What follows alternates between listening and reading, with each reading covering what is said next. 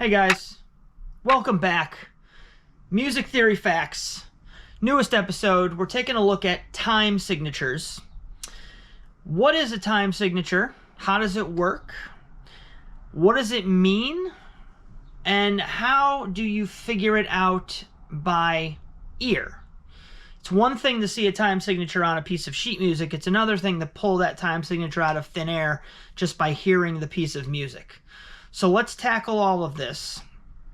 A time signature is basically a way of quantifying and qualifying the rhythmic structures of a song. A time signature is essentially a mathematical description of the breakdown of beats over time. In other words, every song has a phrase or a riff, and that phrase or riff has a starting point and an ending point, all right? And the amount of beats that pass during that time it takes to go through the riff or the phrase, that gives you the top number of our time signature. The most common time signature is 4/4. In fact, it's so common, it's also known as common time. So what 4/4 essentially means is that there are 4 beats per measure, and the quarter note is the note that gets the beat. It's the note that the beat is based off of. So this is less about the sheet music and the rhythms used. I'm not going to really be talking about too much in the way of quarter note, half note, whole note, all that stuff. That's kind of a more in-depth thing. But this is basically time signatures on the go. All right. So a time signature, as I said, is a way of describing the passage of time and what goes on within that passage of time, whether it's a musical phrase, a musical riff, a chord progression, whatever it is that you're using to describe the piece of music that you're listening to at the time, whatever modality that is, it's going to exist over a certain amount of time, and then it's going to repeat, and then it will repeat and repeat and repeat, and that becomes your time signature. Your ability to count through these types of things, phrases, riffs, chord progressions, will determine your ability to figure out the time signature and ultimately understand what that means. So let's go through. I think the best way to do this without getting into like a 45-minute lecture on rhythms and all the breakdowns of everything is just to go to practical usage. Okay, so let's take the song Sweet Child of Mine by Guns N' Roses. I'm going to play you the audio. I'm going to let you guys just soak it up, and then I'm going to discuss the method for figuring this out. Here's Sweet Child of Mine by Guns N' Roses.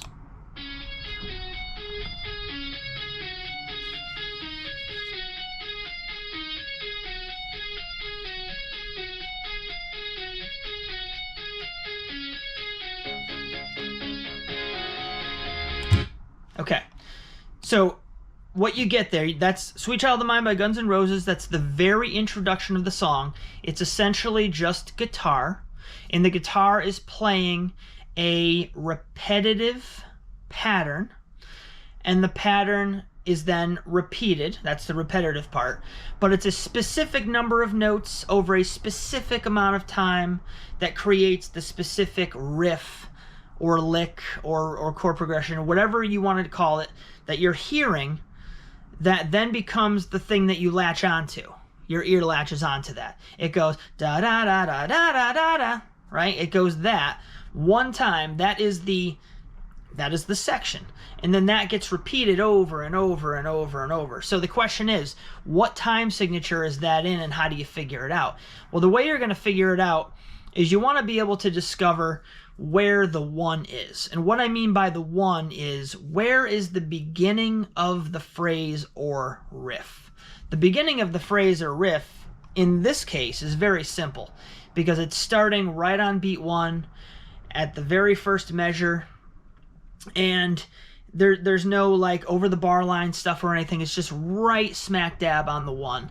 So the first note is the 1, and then you have a series of notes that follow that create what you know as the introduction to Sweet Child of Mine, and that becomes your phrase. And once you've heard the phrase once, you then go, okay, let me see if I can clap or tap my foot or even count out loud. You want to start on the beat number 1, and you want to count going as high as you can go with the numbers being evenly spaced until you reach the beginning again, and then you'll know that now you're starting over back at 1 again. Okay? Some phrases will have 2 beats in them, some will have 12, you know? If you're Dream Theater, some might have 15 or 21 or whatever it is.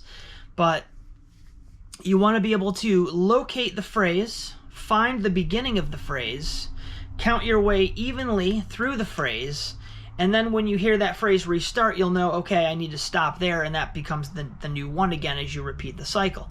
Whatever number of beats you count to is ultimately going to be the top number of your time signature. So the other thing you have to consider is tempo or pulse, right? Your ability to dance to music is proof that you can understand this concept.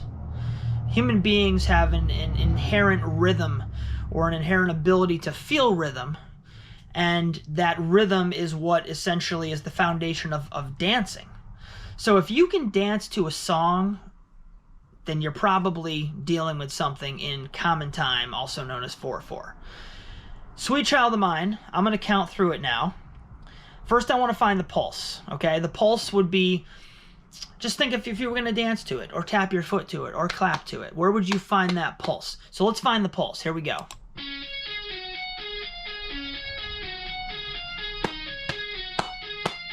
Here's your pulse.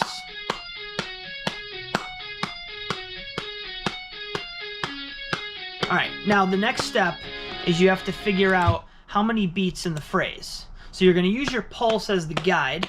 You're going to listen to the riff and you're going to count. Count from 1 to as many beats as you can before that riff replays, okay? Here we go. 2, 3, 4, 1, 2, 3, 4, 1, 2, 3, 4, 1, 2, 3, 4, 1, 2, 3, 4, 1, 2, 3, 4, 1, 2, 3, 4, 1, 2, 3, 4, 1. All right, so Sweet Child of Mine is in fact in 4/4. It's a great example because it's not so straightforward. The guitar part is definitely got sort of a dizzying effect to it, so I feel like that was a really good example. So that covers 4/4. Now anything outside of 4/4, which is common time, we will consider to be odd time.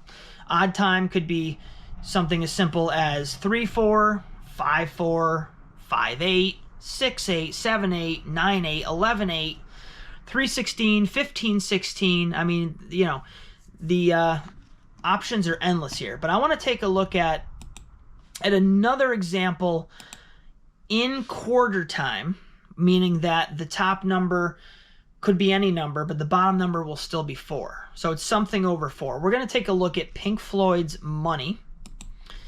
And this one is a great example. Let's listen first.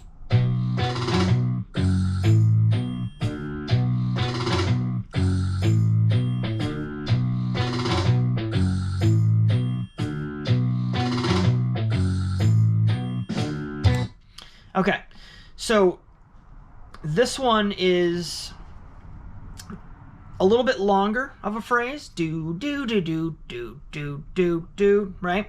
That is your phrase, and I played it a total of 4 times. We got to find the pulse. So first let's find the pulse. Here we go.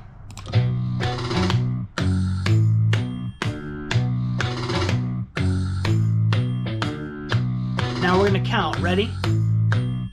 1, 2, 3, 4, 5, 6, 7. 1, 2, 3, 4, 5, 6, 7. 1, 2, 3, 4, 5, 6, 7. 1. So we are in 7/4 for this one. And when you count to 7, 7 is 2 syllables, but you don't want to say 7. It's going to throw your meter off, so you just want to say sev. All of the counts up through 7 are just single syllables. 1, 2, 3, 4, 5, 6, sev. So say sev, it'll save you a little time, no pun intended.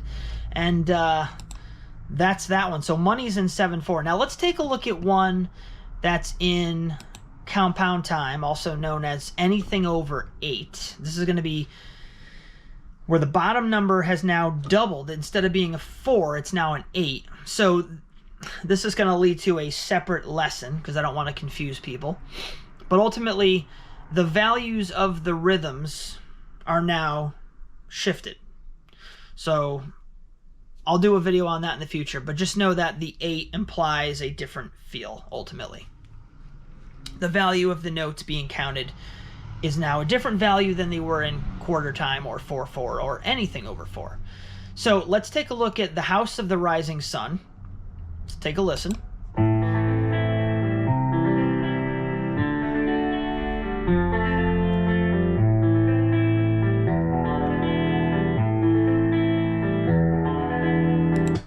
All right, House of the Rising Sun, really good tune, classic tune. First, we're going to find the pulse, and then we're going to figure out the top number, how many beats per measure, okay? All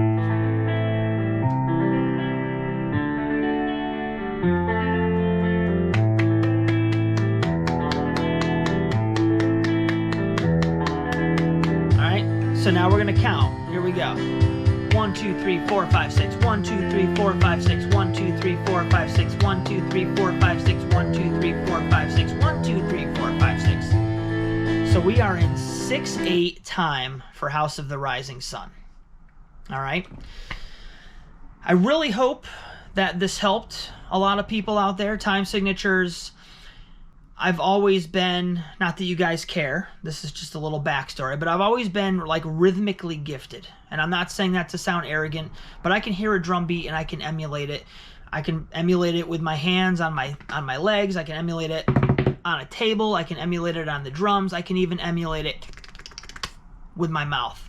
I'm ridiculous. But one of the things that's always been a little bit confusing to me was the process of time signatures and understanding them and being able to find them. I've become so much more proficient at it over the years, but in the beginning stages of my learning, this was definitely a weak spot. I'm not particularly strong in math. I'm more of like a reading, writing, spelling kind of person. I'd much rather write an article than, you know, try to do some calculations try to do some math calculations. So I hope this helped. I tried to break it down into its simplest forms, going step by step. If you're still here, I really appreciate it. I would appreciate if you guys could give me a like and maybe a subscribe. If you're new, I do so many things on this channel music related. I do stuff based on specific bands, Dream Theater, Opeth. I do instrument lessons. I do funny stuff. I do interesting stuff. Check out the playlists. There are literally dozens and dozens of playlists. I love what I do, and I love that you guys are here. So again, thank you. Leave a comment below if you have anything to say, and I'll see you guys on the next one. Thanks for watching.